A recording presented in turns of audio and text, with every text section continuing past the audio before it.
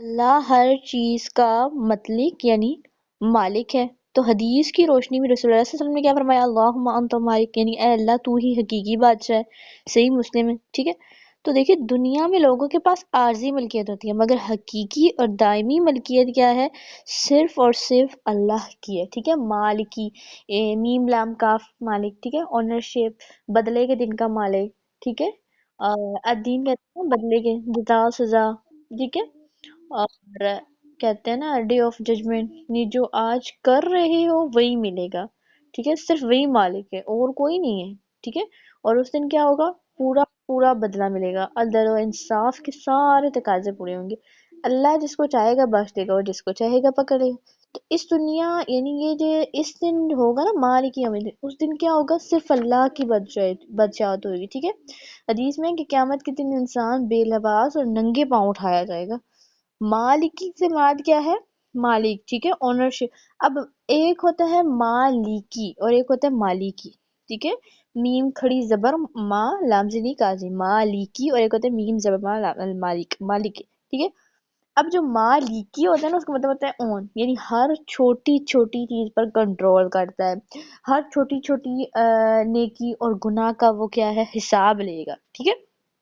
ہر چھوٹی چھوٹی پر کنٹرول کرتا ہے، ہر چھوٹی چھوٹی نیکی اور گناہ کا کیا ہوگا؟ وہ حساب لے گا، ٹھیک ہے۔ اور جو مالک ہوتا ہے نا وہ بادشاہ ہوتا ہے، یعنی وہ چھوٹی باتوں پر کنٹرول نہیں کرتا، وہ بڑی بڑی یعنی چیزوں کے بارے میں جیسے سورج چاند، یعنی کہ ویسے اگر دیکھا جائے تو جو بادشاہ ہوتا ہے نا وہ چھوٹی چیزوں کو تو نہیں دیتا نا، اس کا مطلب ہوتا ہے کہ میں یہ بھی بڑا کام کروں، وہ بھی کروں، وہ بھی کروں۔ تو اللہ تعالیٰ کیا ہے؟ وہ مالکی بھی ہے اور مالکی، یعنی اللہ تعالیٰ ہر چھوٹی چھوٹی چیز پہ بھی کنٹرول رکھتے ہیں اور ہر بڑی چیز پہ بھی کنٹرول رکھتے ہیں، جیسے دیکھیں سورج چاند ہر چیز، ٹھیک ہے۔ تو کیا ہے؟ اللہ تعالیٰ مالکی بھی ہے اور مالکی بھی ہے، ٹھیک ہے۔ تو یہ آیت جو ہے یہ ہمیں اللہ تعالیٰ کی حاکمیت اور عدل کا ایک اہم پہلو بتاتی ہے، ٹھیک ہے۔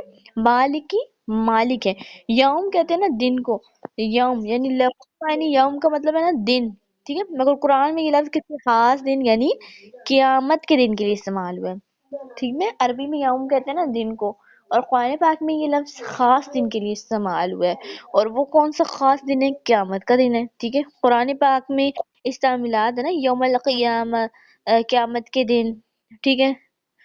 یوم الحسابی، حساب کا دن، اس کے بعد یہ بھی کہا گیا کہ یوم الفصلی، فیصلے کا دن، یعنی قرآن میں یہ دن ایک معین ہے، ٹھیک ہے، یقینی اور ختمی واقع ہے جہاں کوئی انکار نہیں کر سکے گا۔